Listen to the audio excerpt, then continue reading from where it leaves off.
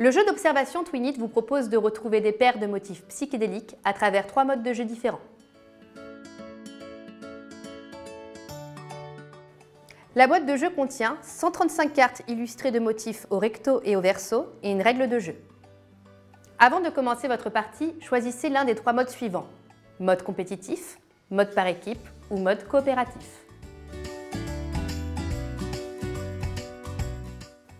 Pour remporter la partie, vous devez être le premier à posséder 5 prises de 2 ou 3 cartes identiques.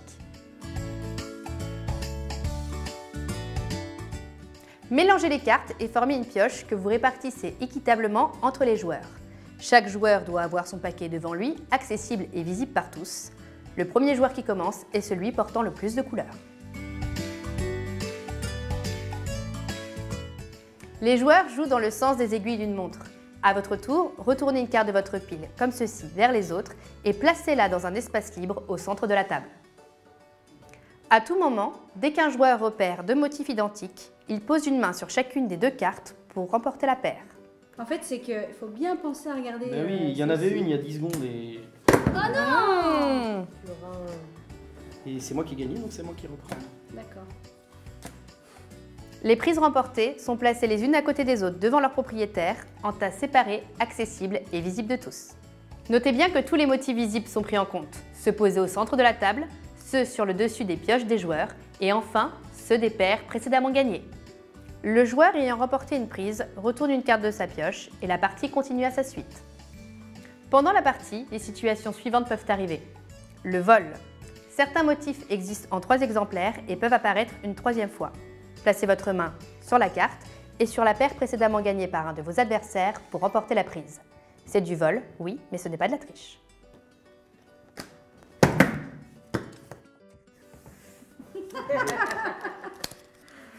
La réaction enchaîne. Si une paire incluant une carte de la pioche est remportée, il est possible qu'une nouvelle paire apparaisse incluant la nouvelle carte de la pioche, et ainsi de suite. Le joueur ayant remporté la dernière paire relance la partie. T'as combien de paires toi? 2? 2, ça va, calme. Ça va. Allez, moi je fais ma 5e et j'ai gagné. Voilà. Oh, bien joué! Mais moi j'ai fait la 5e et j'ai gagné. L'égalité. Si 2 joueurs ont chacun une main sur une des 2 cartes de la paire, personne ne la gagne. On compte alors jusqu'à 3 et on retourne les 2 cartes. Si l'une des cartes de la paire est placée sur une pioche, elle est alors retournée et placée au centre de la table.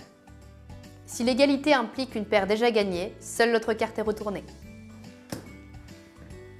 Ah ouais, on m'a sauté mon tour, c'est l'arnaque. Eh ouais, vous êtes prêts? 1, 2, 3. Oh, je l'ai vu celui-là. Oui, aussi. Si 2 joueurs ont la main sur la même carte, le joueur qui a la main en dessous est prioritaire. L'erreur. Si vous posez vos mains sur 2 cartes différentes, c'est une erreur.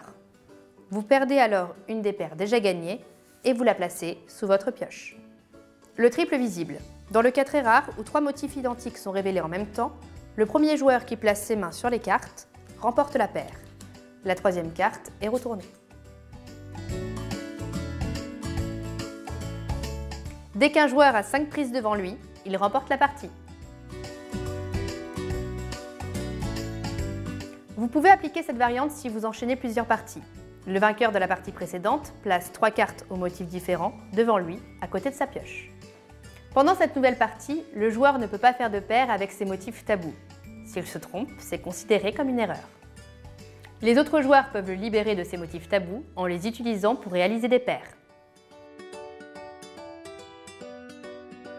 Pour remporter la partie, votre équipe doit être la première à posséder 5 prises composées de 2 ou 3 cartes identiques. Vous devez être au moins 4 joueurs pour ce mode de jeu composé de 2 équipes qui s'affrontent. La règle est la même que le mode précédent à une exception près. Lorsqu'un joueur pose sa main sur une carte, un de ses coéquipiers doit poser la main sur l'autre carte de la paire pour valider celle-ci. Si un même joueur pose ses 2 mains sur les 2 cartes, c'est une erreur. J'ai pas eu celui-là. Bah, il était sur un tas tout à l'heure, mais comme la carte a été retournée... Ah oui, ah oui, Pardon. Lia, tu es formidable. Après une interruption, l'un des 2 coéquipiers relance la partie. Si les 2 équipes n'ont pas le même nombre de joueurs, l'équipe la plus nombreuse peut s'appliquer la variante motif tabou.